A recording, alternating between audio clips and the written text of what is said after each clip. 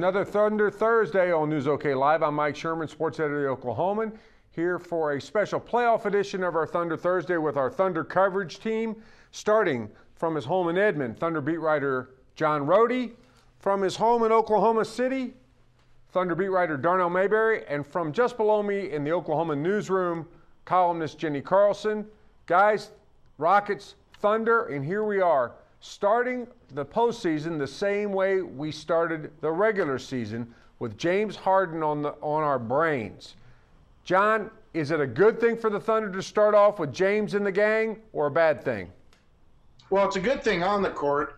In terms of what we have to write about this crap, it's a bad thing. They're already tired of the questions, and we only talked to two people today. But as Kevin Martin kind of said, what else could it be? You knew we were going to meet. It had to end up this way. Darnell, it almost didn't open up this way. It was almost the Lakers until last night when the Lakers beat the Rockets, thereby taking the 7th seed and going to San Antonio, and Rockets falling to 8th to play the Thunder. Darnell, which is the better matchup for the Thunder, the Lakers or the Rockets? Well, I mean, it just depends on where the Thunder is at the time. I think they've proven, and Rohde has talked about this numerous times in the last few days and weeks, they've proven that they can play a lot of different styles. They can play big, they can play small, they can play fast, they can play slow. So if they're on their game, I don't really think it matters much. They can deal with Dwight Howard and Pau Gasol, and if they're on their game, they can also get back in transition and defend the three-point line and really compete with the Rockets. So, I think the Lakers are sort of motivated right now. You got to be careful of those guys. So maybe the fact that, they're sort of on a mission and Dwight Howard's out to prove that he can be the leader of that Lakers team and handle the spotlight and the glare. Maybe it's a good thing that they avoided them, but, at the end of the day, I really don't think it matters all that much. Jenny, James Harden was really pressing the first time he came to the Ford Center to face his ex-team. Thunder won 2 out of 3 in the season series, but the last game in Houston was a heck of a Houston win, coming back from double digits to rally and win by 7. Do you think James Harden got that sort of pressing, got to show myself against Oklahoma City stuff out of his system, and we'll see sort of a different James Harden, maybe the James Harden of the third game? I think at some point in the series, you're going to see James Harden have a game similar to that third game of the regular season series. I think you're going to see him have a big offensive explosion. That's what he can do, and there's no reason to think he won't do that at some point. I just have a hard time believing he can do it, every night, which I think they're going to need if they want to try to win this series. So I just don't think he's going to be capable to carry them by himself against the Thunder, which is really what I think the Rockets would need to win the series. So I think the Rockets will win a game. I think they'll probably win one of those games down in Houston, but I just don't see him being able in a 7-game series to have enough to be able to handle Oklahoma City. And while I think to some extent you're right, sort of James Harden getting, that I'm going against my old team out of his system, this is now the playoffs, and this is a chance to really take it to that former team. So I think there's going to be some added pressure that wasn't there in the regular season that comes on James Harden in this series. John, another question we're taking from the News OK Live Hangout, and this one comes from a reader who's wondering whether it's time for Kevin Durant to up his shot output. Durant, coming off one of the great regular season shooting in NBA history with that 50, 40, 90, 50% field goals, 40% three-pointers, 90% from the free throw line, but his attempts were way down. You guys have written about this and discussed it. Do you think we'll see Kevin Durant sort of up the volume of shots here in the playoffs, especially against the Rockets? Well, sure, when the results are this efficient, it's kind of hard to complain about it. I get what the question is, but more shots doesn't necessarily translate to more points. Now, if it's there and Durant's passing it up, like Darnell has pointed out in a lot of fourth quarters, not so much this year, but in the past, if it's there and he's not taking it, then you got to complain. But if his efficiency is what it is during the regular season, which is one of the most historically efficient seasons on record, it's kind of hard to complain about the results. Darnell, can they keep winning like that with Durant playing that way? Well, they won 60 games with him playing that way, so I don't see why not. But I do think, to answer the question, he's going to raise his shot attempts. He only attempted a little under 16 in his 6 or 7 April games. So, at the end of the season, he was protecting the 50, 40, 90. You could see for every three-pointer he made, it sort of felt like he had license to take another one. So I think he definitely was trying to be cautious of not ruining his percentages at the end of the season. So some of that came into play. And I think in the playoffs, now that the 50, 40, 90 is behind him, he's achieved it, he can move on. And I think he's going to be a lot more assertive. Jenny, is this all set up for Durant to go off and have an explosive series, or is it more likely that this is Westbrook's time? That's an interesting question. I think Russell's been playing so well all season. I'm not to say that Durant hasn't. I mean, you don't achieve 50, 40, 90 without being, fantastic player, and he nearly won the scoring title again. So those two things in concert tell you it was a great year for Kevin Durant as well. So, but I do think that it's going to be on those two guys in the playoffs, more so than it has been the last couple of years. You don't have the playmaker and James Harden there anymore. This team looks different than it did a year ago. So I do think come fourth quarter, you're going to see those two guys have to take over. And frankly, the way the Thunder's regular season has gone, we haven't seen them in a ton of late game scenarios like we do in the playoffs. We haven't seen Kevin Durant have to play the hero in the fourth quarter. So we saw him do it a lot in the playoffs last year. He hasn't had to do it a bunch of the regular season this year. Can he flip the switch and be that fourth quarter go-to guy again? I think so, but it's going to be really interesting because he hasn't been in those scenarios as much this year. Is he able to, if called upon at any given moment, is he going to be able to go out there and hit that shot? And I think that is going to be a really interesting storyline as these playoffs get going because the close games are coming. The James Harden frenzy will be at a fever pitch 8:30 Sunday night at Chesapeake Energy Arena. That's when the series starts. 2 games here in Oklahoma City, 2 games in Houston, then back to Oklahoma City for some if necessary games. Guys, everything we see, it seems like the experts are picking the Thunder to win. But Darnell, let's reverse it back with you and say, what about these two teams would give you pause from the Oklahoma City side? What should concern the Thunder and its fans? About the Rockets? Yeah. Well, I just think that their ability to shoot three-pointers and shoot them at a high level, historically the Thunder hasn't defended the three ball all that well. They've gotten a lot better at it this season. But, if they get hot, anything can happen. I think that's what we saw in the third regular season game when James Harden just simply got hot and there was no turning him off. So if those guys can get hot, this could be a tougher series than many expect it to be. I think most are expecting it to be a sweep, maybe at best 5 games at most for the Rockets. But anything can happen if those guys just get hot for a week and a half, and start making their shots. So I think that's the one thing that if you're a Thunder fan, you have to really sort of be cautious of the fact that Thunder's got to come out there and play good defense and really limit their shooters, not allow a lot of open looks and transition buckets. I kind of like the way Darnell said hot all those times. John, how hot would the Rockets have to beat the Thunder? Pretty hot, and they were extremely hot in the one game they won this year. He talked about Harden, 46 points, 13 and 19, 7 of 8 from three-point range. But in that game, Kevin Durant had a season low 16 points. I think he was like 3 for 16 or something atrocious. Here's a name that hasn't been brought up, but it will be. Harden's not even going to lead the Rockets in scoring. I'm going to pick Chandler Parsons. I'm thinking this part Chandler Parsons, Kevin Durant showdown, which Darnell will write about on Saturday, could be a doozy because Chandler Parsons shows no fear, defends Durant, vice versa.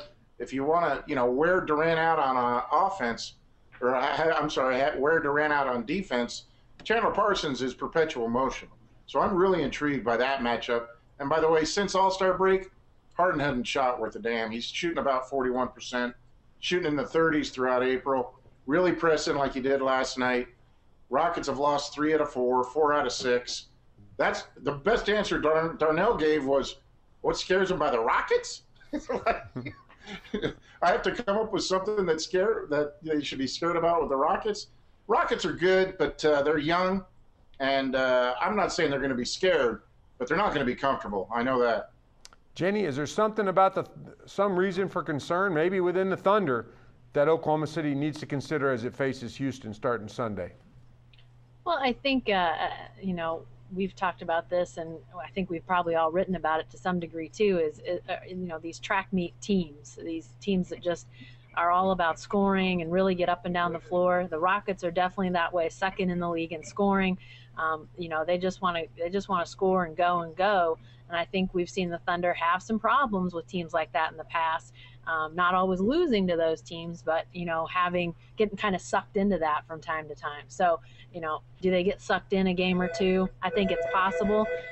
So I think that they need to avoid that if they can, and not play the way the Rockets want to play more to their style. But I don't think the Thunder loses this series. I just think it's a matter of how quickly they can finish up the series and maybe get a break, get some rest. I think they've got a chance maybe in the second round.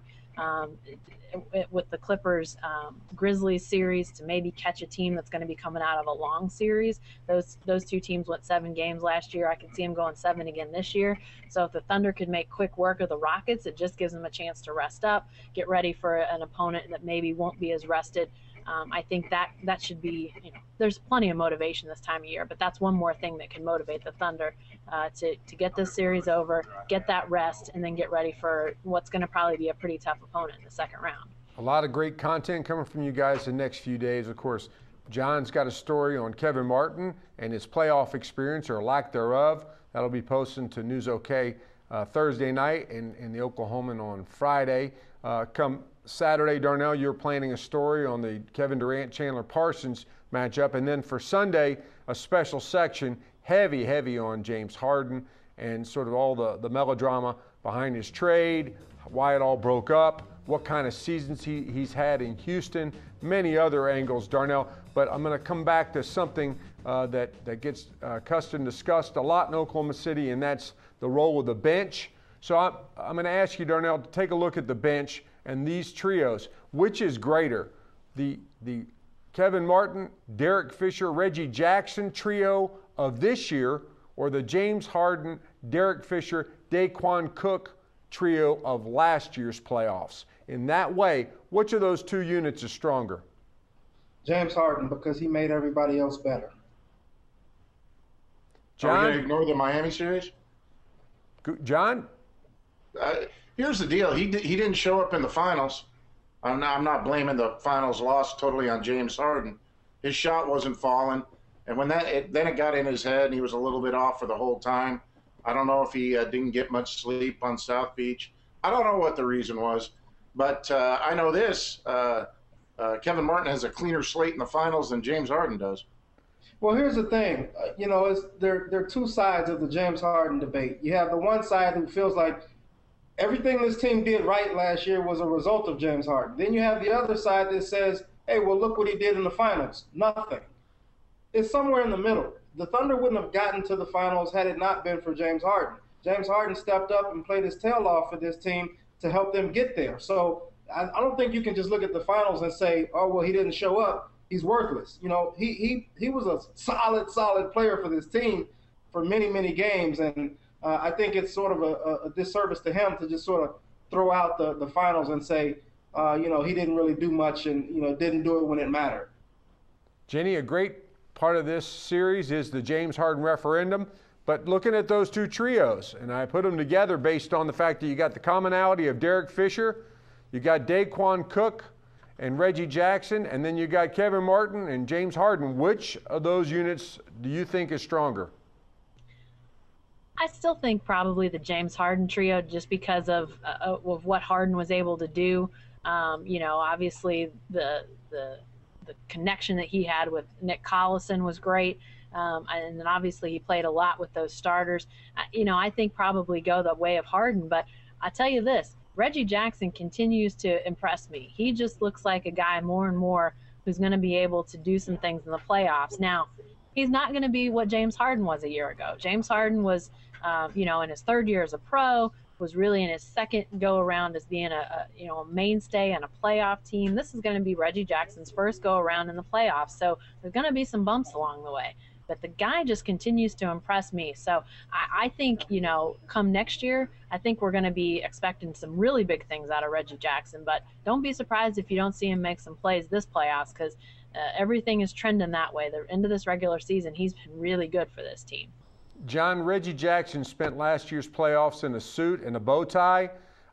James Harden, his rookie year, he was in the playoffs against the Lakers and not very good. But by the second year in the playoffs against the Mavericks, there was a game in Dallas where he emerged as sort of the steady Eddie of the team, and he started to assert himself in the playoffs. Is there any chance that these playoffs offer Reggie Jackson a similar opportunity and that he seizes it? Oh, sure. I love the way he penetrates, and I if they spread the court, I don't want to go all the way to the Heat right away, but Reggie Jackson, especially lately, if they're struggling for a bucket or some rhythm or whatever, he'll just take off down the middle and score on a layup, and he'll finish. I mean, he won't miss the layup; he'll make it, and that's invaluable. So, like Jenny was talking about, there are unknowns with those two triplets you had.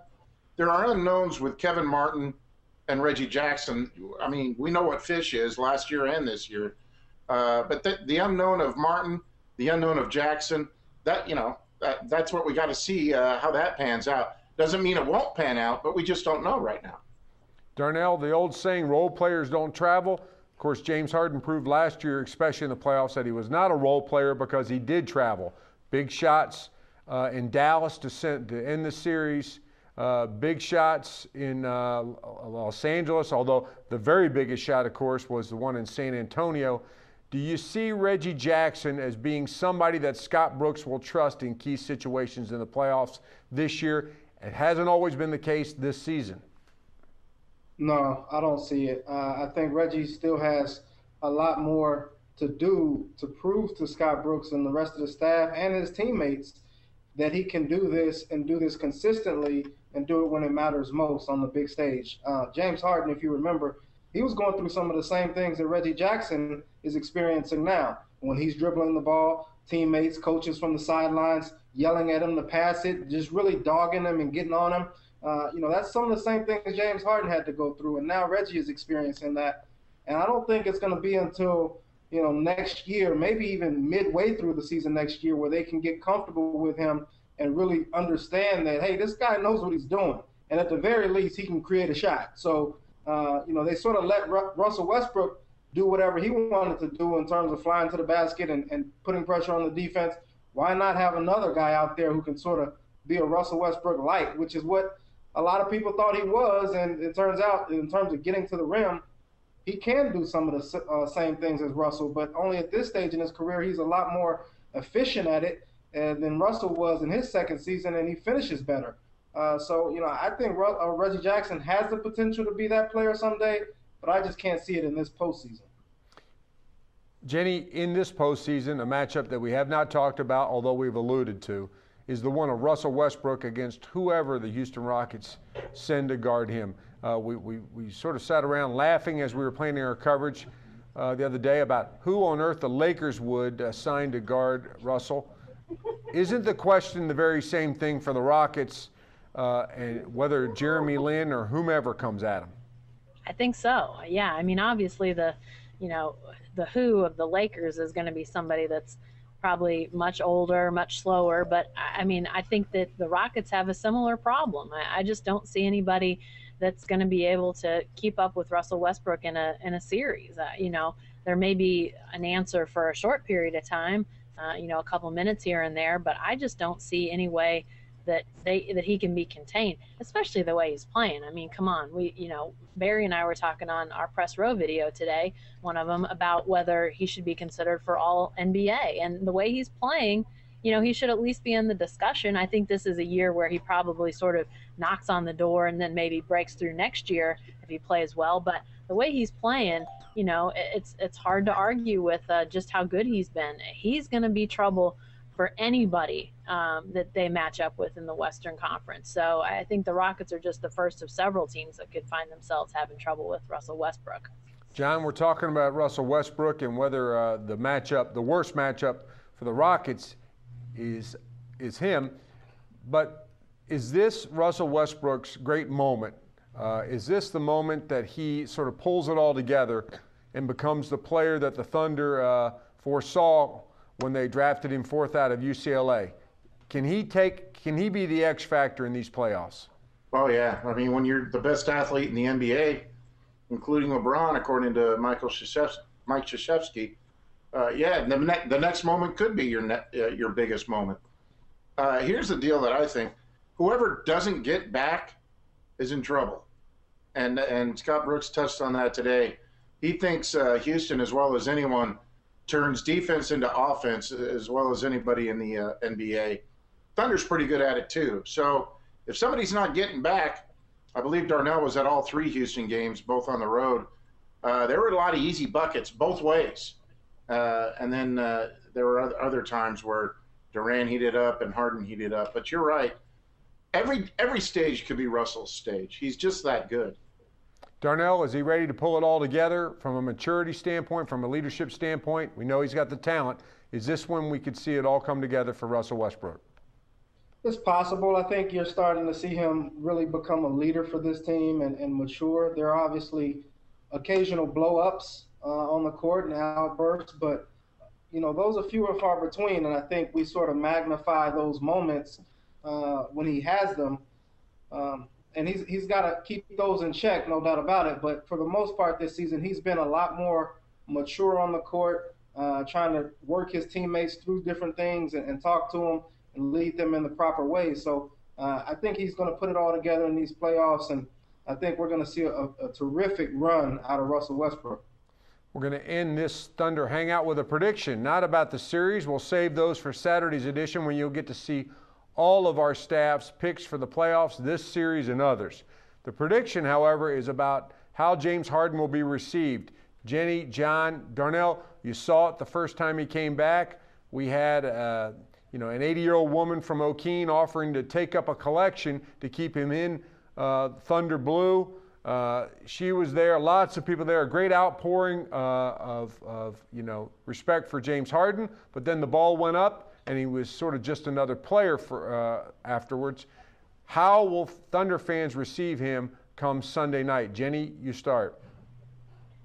I guess I was a little surprised at the really positive reaction he got in that game back here.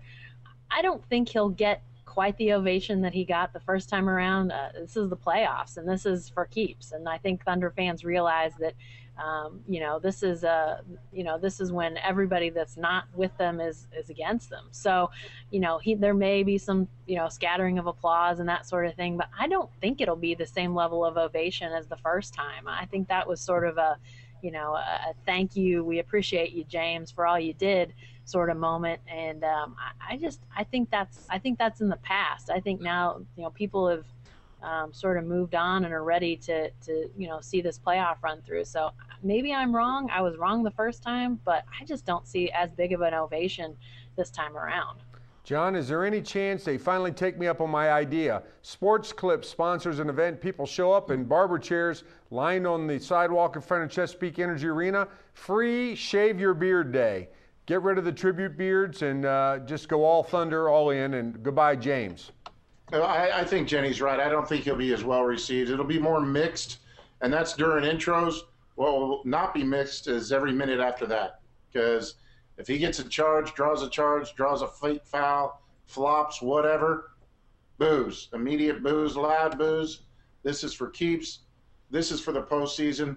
And maybe eventually, Darnell can speak to this better than I can, maybe the fans are understanding a little bit more that he could have stayed if he wanted. Maybe they didn't understand the finances before, but now that they realize that the Thunder was up against it and did all it could and what they got in return, maybe they'll say, you know what? You could have stayed here. Look what you're missing. How about that, Darnell? Thunder fans wake up to the idea that he left instead as much as he was traded, and no love for James. You buying it? Yeah, I'm buying it because, at the end of that whole saga, James Harden came out and made some comments that were pretty, shocking, alarming. He pretended or acted as though the Thunder really never made him an offer. And, this thing drug out for a long time. And I don't think that anybody believes the Thunder did not want to keep James Harden. So between those comments and just sort of the way he carried himself in that third game, he was making a lot of shots, and he had the hand gestures going, and he was talking a lot of trash to the coaching staff on the bench and the bench players and everyone on the court. So between all the antics and some of his previous comments, I think people are starting to realize that, hey, the same stuff that we loved about James Harden before are things that sort of get under your skin now. So now that the playoffs are here and this is a matchup against him, I don't think that they're going to hold back. I think that they're really going to let him have it as soon as the ball's thrown up. Thanks, guys. The Beard will be back Sunday night at Chesapeake Energy Arena, and we'll be there to cover him, the Thunder, as the NBA playoffs open. That's all for this edition of the Thunder Thursday Hangout on News OK Live, but you can stay with the best coverage team every day at News OK and every morning in the Oklahoman.